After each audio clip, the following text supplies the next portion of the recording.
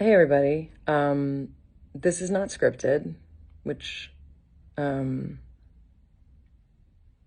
I feel like if I start writing what I'm feeling, I may never stop. So um, I decided to talk a little bit about um, what some people may not understand about what your Jewish friends are experiencing. Um, so imagine if there was a massacre of an ethnic group or a religious group. The equivalent of 50,000 Americans. And imagine if what happened after that was that all over the world, there were marches of tens of thousands of people calling for further massacre of those people. I can't imagine it. It's unimaginable. And that's what it feels like right now as a Jewish person. That no matter your politics, no matter what you understand or don't understand about politics, no matter if you know the history of the establishment of the state of Israel, no matter if you know the history of the Jewish experience for thousands of years, including the history before Islam, there has not been an experience in my lifetime that has prepared me for this. I have heard from many people my whole life that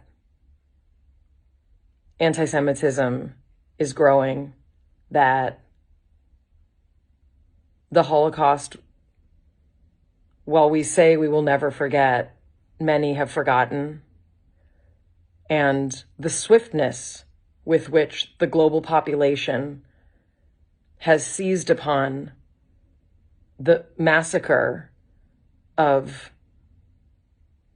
Jewish civilians living inside of a border, the swiftness with which the world has stepped up to redefine terrorism, to redefine statehood, to redefine the right of a people to exist. Nothing has prepared me or any of us for this. I've long said that there are certain people for whom it doesn't matter that I have supported a Palestinian state, that I have spoken out against injustice, persecution, and suffering of the Palestinian people. And when I would tell people that it didn't matter, they would look at me like, you're paranoid. You're just paranoid. Well, I think that I was right.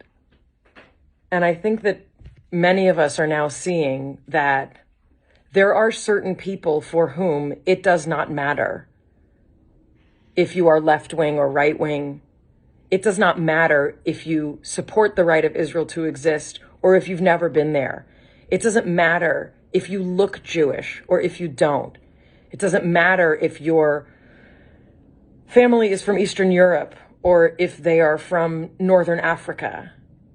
It doesn't matter because it is clear. We get it. It is clear that there is a strain of anti-Semitism that is alive and well. It is thriving at my alma mater, where the chant, "We want a Jewish genocide," was echoed in the quad in front of Royce Hall. The place where I took my doctoralhood had students of all backgrounds chanting for a Jewish genocide. This is not acceptable. It's not normal. We should not normalize it. There is no excuse for calling for a genocide of an entire people. Period. Full stop. I have an 18-year-old who is preparing to go to college next year. Many of the colleges on his list and the list of all of his friends are for universities that cannot find a way to unanimously, undeniably, irrevocably denounce any organization that celebrates the massacre of Jewish people. Many universities cannot figure out how to unequivocally state that organizations that incite violence and hatred by calling for an end to the Jewish people are not welcome to receive funding from the government of that university. This is astounding.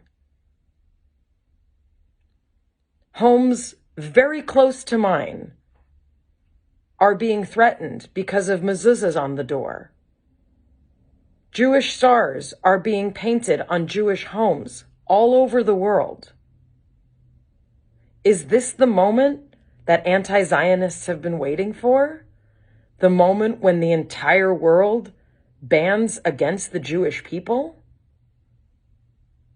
I'm no longer afraid to draw comparisons to the global attempt at an elimination of the Jewish people, which my grandparents escaped Eastern Europe to flee.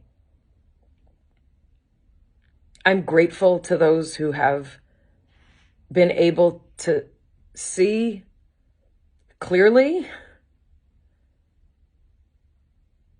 and I'm very disappointed. I'm disappointed in many institutions I have always held sacred.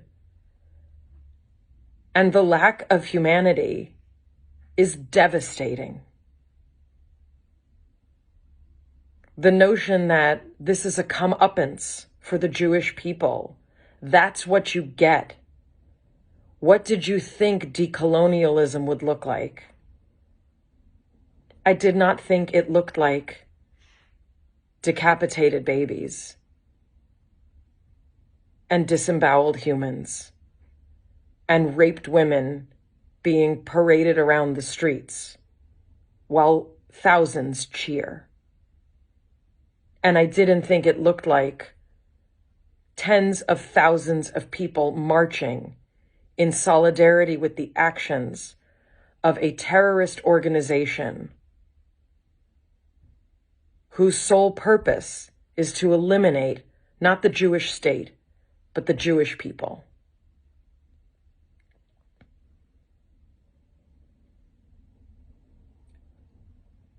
My family in Israel has commented that they feel insulated in Israel in a way that they see we are not in America. It's true.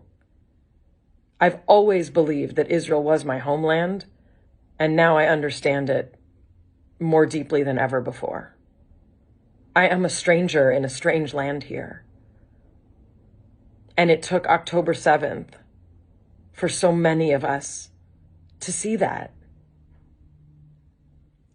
I'm scared to send my child to school events right now. I'm scared to think about what he will meet when he goes to college. I'm scared that he has to think twice before writing an essay about how significant it is to be a liberal Jew in America. And all of the things that we have fought for the dignity of other groups, for self-determination, for the right to live. Am chofshi be'artzenu, a free nation in our land.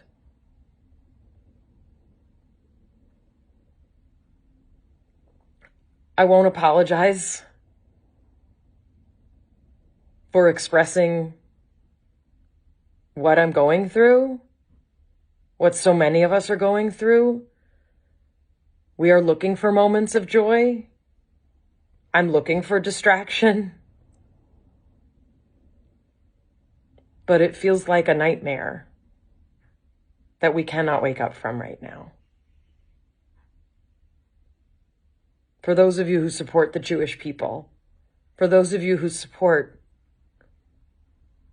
decency and compassion and love and the hope of peace. Thank you.